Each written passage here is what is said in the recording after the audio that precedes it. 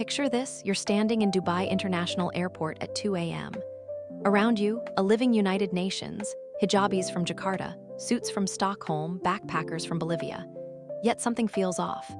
Everyone's sipping the same Starbucks, scrolling identical Instagram feeds, buying authentic souvenirs mass-produced in the same factories. Here's the kicker that'll make you question everything. Those traditional scarves marketed as uniquely Emirati. Designed in Milan, manufactured in Bangladesh, sold in airports worldwide. Hi, I'm Kaede. Welcome to your first reconnaissance mission into what I call the diversity paradox, the most beautiful lie of our globalized world. This isn't just about airports or marketing gimmicks. This contradiction is operating under the radar in corporate boardrooms, university campuses, even your neighborhood coffee shop. We're living through the most visibly diverse era in human history, yet everything feels increasingly identical. It's diversity theater on a planetary scale, and most of us are unknowing actors in the performance. Here's your mission brief. We're about to expose how the same forces creating spectacular surface diversity are systematically neutralizing the differences that actually matter. Let's get tactical. Globalization deploys two engines simultaneously, and here's where it gets weird. Engine 1, standardization. Walk through Sao Paulo, Singapore, or Stockholm, same Zara stores, same McDonald's menus, same urban planning templates. We're losing a language every 14 days. Every 14 days. That's an entire way of seeing the world vanishing twice a month. Engine 2, fragmentation. Social media explodes into microsegments. Political tribes grow more isolated. Markets slice into tinier niches. Everyone's desperately claiming their unique identity while using identical platforms, algorithms, and engagement strategies. It's the same force, running in opposite directions, like a pincer movement against authenticity itself. The result, what I call diversity theater. Your Instagram feed showcases faces from 100 countries, all at identical tourist spots, using the same filters, striking similar poses. It's surface-level variance floating on an ocean of structural homogeneity. We're more connected than ever, yet thinking more alike than ever. That's not diversity, that's a beautifully designed global conformity machine. Let me introduce you to Maria, a composite character based on real experiences I've researched. She teaches in rural Guatemala, and her school just joined a global education initiative. Sounds progressive, right? The program celebrates indigenous knowledge. Maria's students create beautiful videos sharing traditional farming wisdom. UNESCO loves it. Donors write checks. Everyone feels good. Here's the tactical contradiction. Those same students must now take standardized tests designed in Washington, D.C. tests that measure success through Western cognitive frameworks. Maria watches her brightest students, kids who think in ways their ancestors perfected over centuries, underperform on assessments that measure completely different types of intelligence. The initiative celebrates their diverse perspectives while systematically devaluing their actual thinking. It's diversity theater in a Guatemalan classroom. Maria's students learn to perform their culture for cameras while abandoning their cognitive traditions for tests. They're celebrated for being different and punished for thinking differently. That's not an accident. It's institutional cognitive dissonance at scale. Now let's debrief with David, whose experience represents thousands of corporate professionals navigating this contradiction daily. His multinational just launched a global diversity celebration.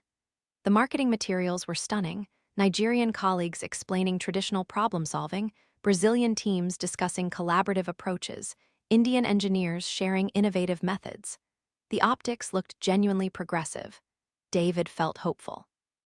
It's diversity theater in a Guatemalan classroom. Maria's students learn to perform their culture for cameras while abandoning their cognitive traditions for tests. They're celebrated for being different and punished for thinking differently. That's not an accident, it's institutional cognitive dissonance at scale. Plot twist. At the same event, executives rolled out a new global standard performance system. Based entirely on Western norms, direct communication, individual accountability, competition over collaboration. David watched his brilliant non-Western colleagues, just celebrated for their differences, immediately start receiving lower evaluations. They wanted diverse faces applying identical standard operating procedures. That's when David recognized the pattern. It wasn't incompetence or oversight, it was the diversity paradox in corporate form. A beautifully designed cage with a wide, welcoming door. Come in as yourself, but succeed by becoming someone else. David's company wasn't unique. This institutional contradiction plays out in boardrooms worldwide. Let's embed with Sarah, a Brazilian engineer at a German multinational, for a ground-level view of this contradiction. Every morning, Sarah conducts an exhausting tactical assessment. Be Brazilian enough to provide cultural insights when convenient. Be German enough to fit rigid meeting structures and direct communication styles. During diversity showcases, she shares her unique perspective. During performance reviews, she's evaluated on conformity to standard metrics. Sarah experiences what psychologists call identity performance fatigue, the psychological exhaustion of constantly managing how much of yourself to reveal or conceal. She switches accents on Zoom depending on who's in the meeting. She prepares different versions of the same presentation for different audiences. It's an invisible cognitive load that her colleagues don't even know exists. But here's Sarah's breakthrough insight. When she recognizes these contradictory pressures as systemic patterns rather than personal failures, she gains strategic advantage. She begins making conscious choices about when to adapt and when to hold the line. Organizations that acknowledge these tensions, what I call tactical transparency, show measurably better diversity outcomes. Sarah's not broken. The system's asking for the impossible. Time to break the pattern with a question that'll make you see the matrix. What do a K-pop trainee in Seoul, a Maasai tour guide in Kenya, and a Silicon Valley programmer have in common? They're all optimizing their authentic cultural expression for the same algorithms. All three are performing their uniqueness according to identical engagement protocols designed in California. TikTok showcases beautiful cultural revival movements, traditional dances, ancient crafts, ancestral customs. But the algorithm rewards content following proven engagement protocols, specific music, particular editing styles, recognizable trends. You can express your culture, but only if it fits algorithmic templates designed for maximum advertising revenue. It's like being told you can paint any color you want, as long as it's profitable. This is bounded uniqueness, the illusion of infinite choice within carefully curated, profitable parameters. A million colors, but you're only rewarded for painting within pre-approved templates.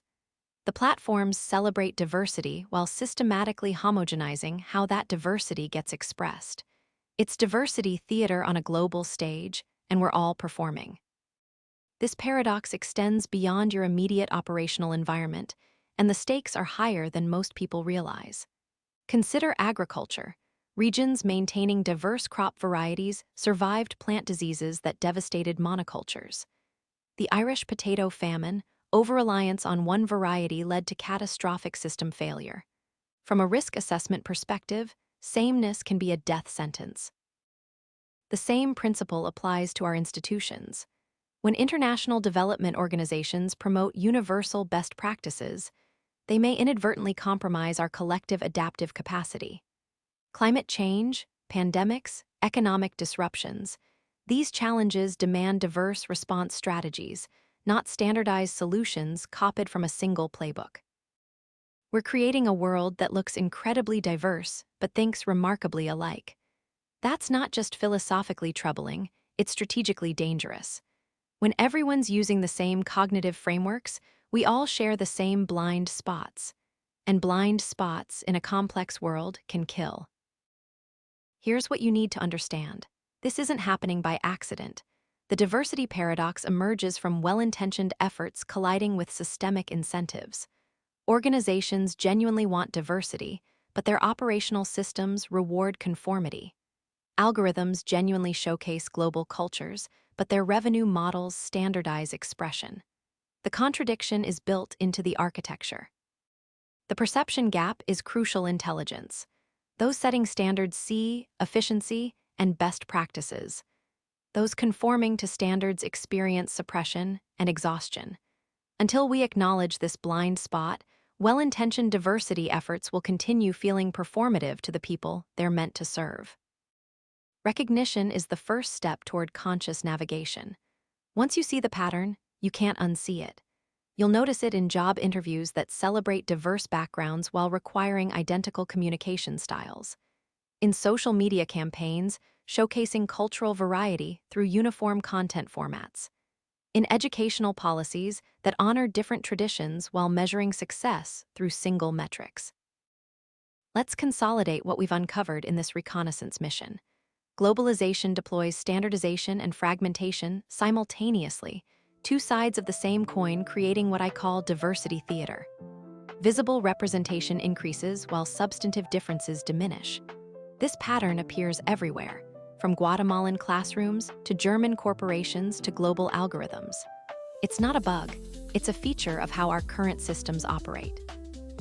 The perception gap between those setting standards and those conforming to them explains why diversity initiatives often feel performative. Standard setters see efficiency and progress. Standard followers experience suppression and fatigue. This isn't about good intentions versus bad outcomes. It's about systemic blind spots that make genuine inclusion nearly impossible within current frameworks. Here's your tactical advantage. Start asking different questions. Whose voices are missing from this conversation entirely? What perspectives are systematically excluded by current frameworks, not just underrepresented? Who couldn't access this meeting even if they wanted to? Recognition of these contradictions isn't pessimism, it's the beginning of conscious navigation. And conscious navigation is where authentic change becomes possible. Next deployment, Mind Games, the psychology of paradoxical difference. We'll examine the psychological battlefield where this paradox plays out in your brain. Research reveals that increased diversity exposure can paradoxically make us perceive greater similarity between groups. We'll explore the mental combat fatigue of bounded uniqueness on digital platforms and the exhausting double binds of performing authenticity in standardized systems. Your field assignment until our next briefing: execute a diversity reconnaissance mission in your immediate area of responsibility. Is that initiative genuinely advancing meaningful diversity or deploying standardized differences as strategic camouflage? What perspectives are completely excluded from the operational theater? Remember, these contradictions aren't personal mission failures, they're systemic challenges requiring conscious tactical navigation. Thanks for joining this first reconnaissance into the diversity paradox. The matrix is more complex than it appears, but once you see the code, you can start writing your own program. Stay sharp out there.